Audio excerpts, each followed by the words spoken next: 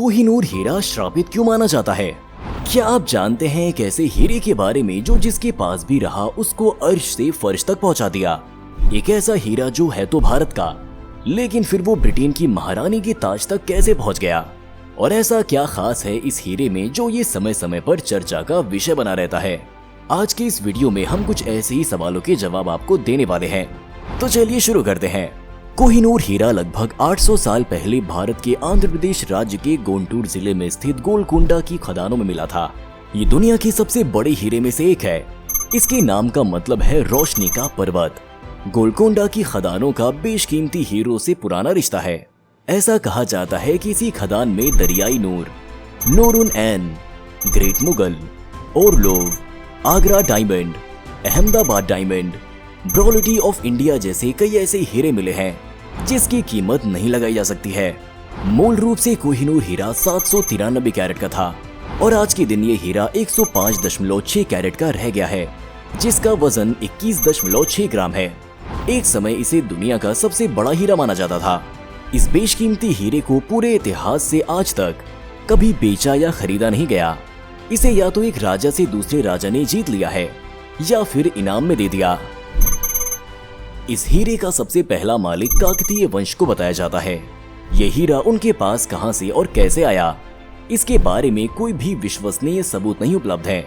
इस वंश के राजा साल 1083 से ही शासन में थे, जिसके बाद साल 1323 में तुगलक शाह प्रथम और काकतीय साम्राज्य के बीच एक भयंकर युद्ध हुआ, जिसमें काकतीय वंश पूरी तरह से समाप्त हो गया।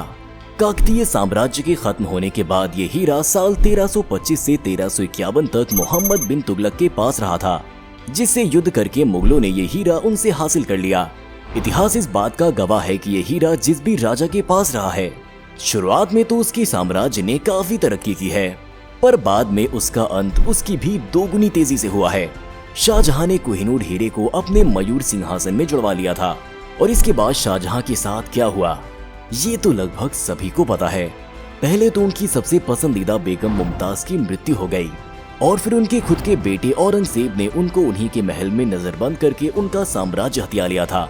जिसके बाद नादिर शाह ने भारत पर हमला किया और 1739 में नादिर शाह इस हीरे को अपने साथ लेकर ईरान चला गया और तब नादिर शाह ने इस हीरे की चमक और खूबसूरती को देखते हुए इसका एक फारसी नाम कोहिनूर रखा था, जिसका मतलब रोशनी का पहाड़ होता है।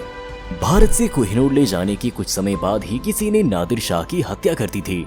नादिर शाह के बाद ये हीरा अफगानिस्तान के सुल्तान अहमद शाह दुर्रानी के वंशज शाह शुजा दुर्रानी के पास पहुंच गया था और शाह शुजा दुर्रानी ने पंजाब आने के बाद ये हीरा राजा रणजीत सिंह को दे दिया था, जिसके कुछ ही दिन बाद राजा रणजीत सिंह की भी मौत हो गई थी।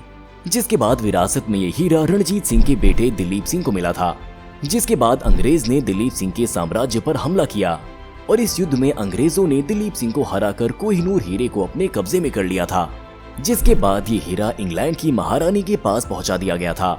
ऐसा कहा जाता है कि जब शाह शुजा ने ये हीरा राजा रणजीत सिंह को दिया था, तब उन्होंने शाह शुजा और उनकी पत्नी से इस हीरे की कीमत पूछी थी और तब शाह शुजा की बीवी ने कहा था कि अगर एक बहुत ही ताकतवर आदमी एक जगह पे खड़े होकर अपनी चारों दिशाओं में एक एक पत्थर फेंके और फिर एक पत्थर को ठीक ऊपर आसमान की तरफ भी फेंके, तब उन सारे पत्थरों के बीच में आने वाली जगह को अगर पूरी तरह सोने से भर दिया जाए, तब भी वो इस हीरे की कीमत की बराबरी नहीं कर पाएंगे।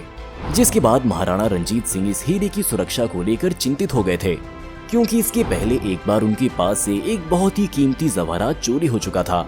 तब उन्होंने इस हीरे की सुरक्षा के लिए इसे गोविंदगढ़ किले में एक बहुत ही सुरक्षित तहखाने में बंद करके रखवा दिया था और जब इस हीरे को कहीं ले जाने की जरूरत पड़ती थी, तब वो इस हीरे को एक ऊंट के ऊपर एक डिब्बे में बंद करके रखवा देते थे और उस ऊंट के काफिले में ठीक उसी जैसे दिखने वाले 39 और ऊँटों को भी रखा जाता था और उनके ऊपर भी ठीक वैसे ही दिखने वाले डिब्बे को रखा जाता था और फिर उन ऊँटों को चारों तरफ से बड़ी संख्या में सैनिकों से सुरक्षित कर दिया जाता था और सिर्फ राजा रणजीत सिंह की खजांची मिस्र बेली राम को ही पता होता था कि हीरे को किस डिब्बे में रखा गया है। कोहिनूर हीरे का इतिहास 5000 साल से भी ज्यादा पुराना है।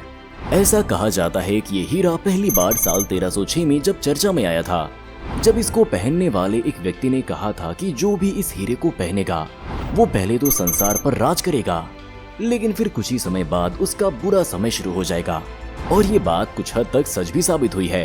आज के इस वीडियो को देखने के बाद हम उम्मीद करते हैं कि आपको कोहिनूर हीरे का इतिहास अच्छे से समझ आ गया होगा और आपको ये भी पता चल गया होगा कि आखिर क्यों कोहिनूर हीरे को एक श्रापित हीरा भी कहा जाता है। वैसे दोस्तों, आपको क्या लगता है, क्या कोहिनूर हीरा सच में श्रापित है?